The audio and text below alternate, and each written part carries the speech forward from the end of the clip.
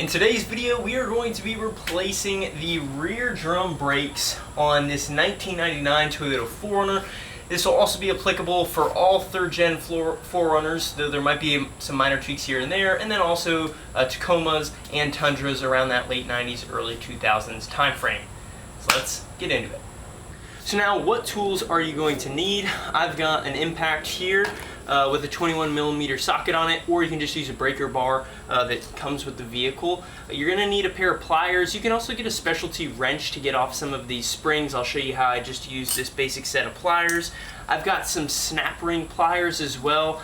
These help to get off one of the little C-clips that we have. You'll see that later as well. You could also use like a flathead and a hammer, or a motivator as I like to call it. And then I've also got some pliers here that kind of help out as you go through the job, or you can just use these pliers as well to help get some of the springs off. There's also specialty tools to help get the springs off. It might be worth the investment. You'll kind of see some of the struggle that I go through with those. Other than that, I've got a flathead around here somewhere, boom, right here, and then also, of course, some brake cleaner as we go throughout the job. And so one other thing I forgot to mention was make sure you jack up the vehicle, put it on some A-frames. I've already got most of my lugs loosened up here, so I'm going to go ahead and pull all of these off and set our tire off to the side. So now next up, we're going to have to remove the actual drum right here, and your pads will be inside. If yours is seized up, you can hit it with a rubber mallet or something of the sort, not to mar up the drum itself, or you can get a bolt and tighten it into these holes, and it'll eventually pull the drum off. So let me see if I can get mine off with just my bare hands. There we go. All right, very good. Just a whole lot of brake dust in there. Okay, and now before we start cleaning everything down, I just want to give everything a once-over and look and make sure nothing looks out of the norm. And just for some anatomy of what we're seeing here, you've got your adjuster right here, which is comprised of 3 different components. You've got your shoes, so the front and then the rear shoe, and this is on the passenger side, I will note. Then you also have the brake hold down springs, which are right here on both sides. You have the e-brake adjuster arm on this side as well. You've got, I believe this is the return spring, and then you also have the anchor spring, which is right down here. And before I start disassembling, I am just going to give it a little clean.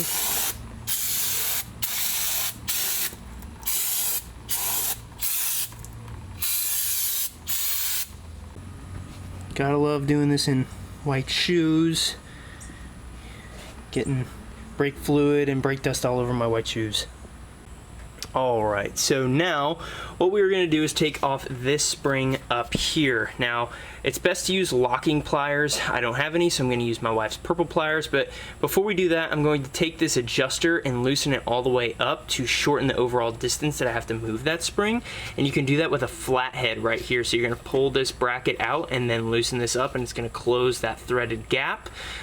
Just be mindful of where it is right now, as you're going to want to reset it back to that as we put it all back together. Okay, so I'm going to try and give you guys as best of a look as possible on how we loosen up the adjuster. So you can see I've just got this flathead, and I'm going up with it while my finger kind of pulls that bracket out. You could also use like another flathead if you wanted to. It's not that hard to pull back, but this is how we're going to loosen up the adjuster before pulling out the spring. Okay, so now we're going to remove this spring right here. Now, it is a bit tricky, but what you're going to want to do is grip down. If you've got locking pliers, you'll lock them into place, and then you're going to want to pull to the right, pulling the spring, and then it's got this little tiny hook that it lives in over here, right there, if you can see it, and that's what we have to slide it out of. So rather than getting off this top return spring, because I was having a little bit of a struggle with it, I used one of the old springs, the old anchor springs that is, from the driver's side, hooked it to a string, and then just pulled it out. So now that we have the anchor spring out of this notch right here, I'm going to remove the brake shoe springs right here, and that way we can just pivot these upward and then pull it out. Now, to remove these, again, there is a special tool that you can buy, but what I found is if you just have a pair of pliers, you could probably even do it with like a socket if you had one that fit, is you're just gonna press in on it and then twist until it, oh, just missed it. There, oh, there it is. Oh my goodness. Okay, so mine came out in a bit of a grandiose fashion, but here's your spring and then that top little hat piece. Set that off to the side, and then from there you can pull the spring out, or the pin I should say, out the back. There you go, there's your pin and the other hat. Alright, so now we will do the same process here. Press and twist. There it is. Less glamour with that one. And then pull out the pin, and we're good. So I'm thinking I can just pull the entire assembly out. I'm gonna pull these up and then it'll swivel out and around. Before we do that, we need to do the e-brake cable, which is right here. There we go. So then the e-brake cable is off. So now these are no longer connected together outside of this spring up here. Alright, so now let's give this a whirl, see if we can get these off ever so gracefully.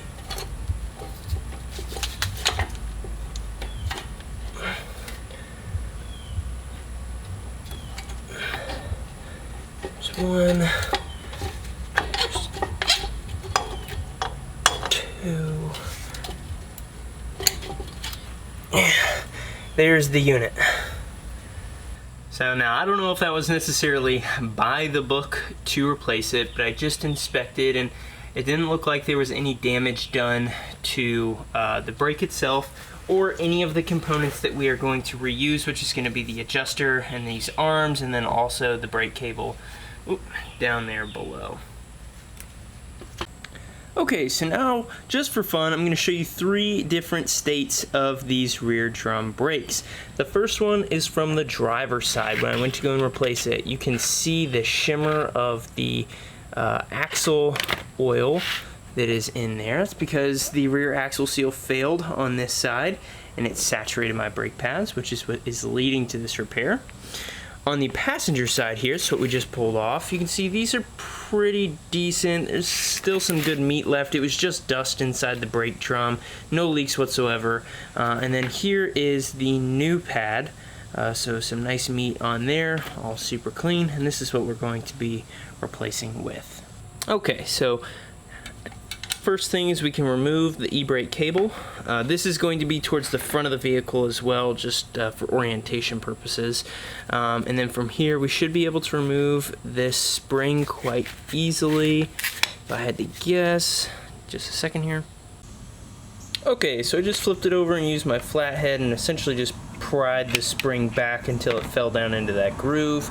But now you can see we've got it removed. So now from here, since we already have the adjuster spring off, this rear shoe is good to just slide off. And now what we need to do is remove this little C-clip that lives right up top here. That'll allow this bracket to come off, and then we can pull the adjuster out as well. And so there you can see our little C-clip is off, so we'll set that to the side. And so for now, we should be able to, I guess you can pull this part of the adjuster out, which is fine. We got to grease all of that anyway. But now this bracket comes off, other piece of the adjuster comes out, and then there's going to be a spring on the underside. I'll flip this over and show you here. There's going to be a spring right, oh, it's really dark. Okay, so there's your spring, and it just hooks into this little hole right here, I believe. I don't think, oh, maybe it's that hole right there. Yeah, I think that's what it is. Yeah, because you can see the wear spot right there. But you can just set that spring off to the side, and now that bracket comes off as well. We'll flip this back over for our next step. Okay, so now we need this bracket right here, but as you can see, there is a pin and this little C-clip on it as well. And these are single use, so you should get new ones whether you buy a hardware kit or you buy these brake shoes from Toyota. But we're going to knock this off of here, probably with a flathead and a hammer.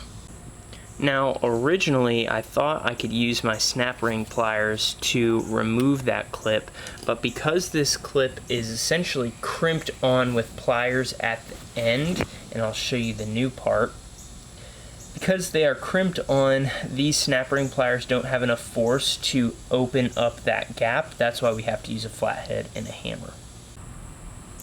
Okay, so there you can see that we have it almost off. I left it just so we could have the satisfying removal, maybe. Ah, crud. Okay, so there is your little clip, and that's about how it looks brand new as well, and then you just crimp it down. But with that, we can now remove this bracket, and now we can start to reassemble. Okay, so here are all of the new bits that we need. I'm going to walk you through it really quick. The right rear kit that I bought came with the brake shoes and also came with this clip and our C-clips that we need right here. What you're also going to need is a hardware kit, and so I bought one off of Amazon. Unfortunately, the pins, these right here, that hold down the brake shoe spring are not long enough, so I reused the original ones. But what that kit comes with is this spring right here, that boot cap for the back adjuster. It does come with some of these C-clips right here. I'm just using the ones that came from Toyota. And it comes with this tiny spring and then your anchor spring as well. So now I'm going to grab our bracket and we're going to just slide it down over that pin and then slot it right there. So now that our bracket is on, I put on our C-clip. I'm going to crimp it down. Alright, it is crimped. Okay, so I just put the adjuster in because it lines up with this pinhole on this bracket right here, and I also threw some grease on it. Let's see, we'll take it apart just slightly so that we can put this spring on, but once we put the spring in place, we'll put it all back together. Alright, so now I have the back end of the adjuster on from right there, and we need that because it goes to this pinhole for this bracket. I'm going to flip it over, and here's where our little small spring comes into play. You can see that there's a big hook and a small hook. The small hook goes towards the bracket, and then the big hook is going to come down to this hole right here. Might be hard to see. Should be able to do it with your fingers and a little bit of determination, just like that. So I just put on this C-clip right here. So now we're almost there. We're going to put this anchor spring, this return spring right here into place, and then just how we took everything off in one go, we're going to put everything back on in one go as well. And so here's our finished setup. Back to the car we go. Okay, so now let's try and shuffle this unit back on. Yeah, we're going to be very careful here with how we do it. I got the local mosquito population out that is just nibbling all over me, which is great. Okay, so we're going to go there, get that side in, squeeze, oh. Okay, let me just think real quick. Okay, so now we've got everything in place. You can see our shoes are seated properly up top and down below right here. So next up is going to be our pins. Remember, we are going to reuse the old pin, and then I'm going to use the new springs and hats just to spruce it up a bit.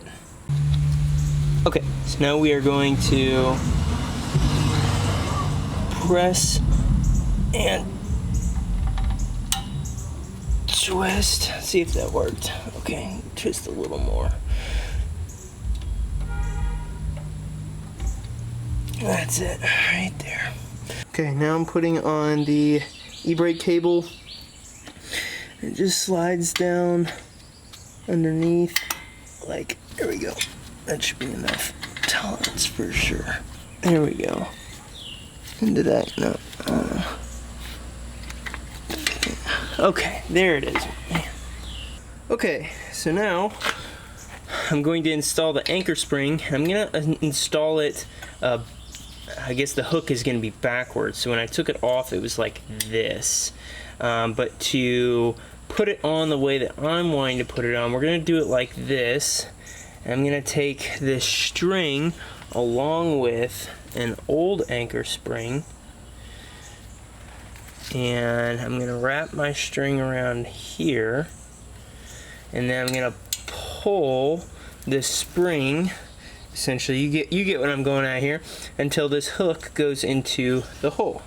So let's give this a whirl. So I ended up being able to get it back on the original way that it came off, and I used the old return spring and just hooked it around and then pulled it into place, and then used my fingers to push it in. My glove did take a beating, but we are at the end of the job, so no worries there. So now we just need to put the brake drum back on. I adjusted the adjuster up there, but we should be good to go. So that pretty much wraps us up from there. Really, once you have the brake drum on, you just have to put the wheel on, and then you can give it a little test to see if you need to adjust the adjuster, if your brakes are too soft, or if they are rubbing. But hopefully this video helps you guys out, and with that, I will catch you in the next one. Oh! Look at this guy right here. Little squirrel fella. We got the Squirrel Eliminator 2000 over here. Needs nap breaks apparently.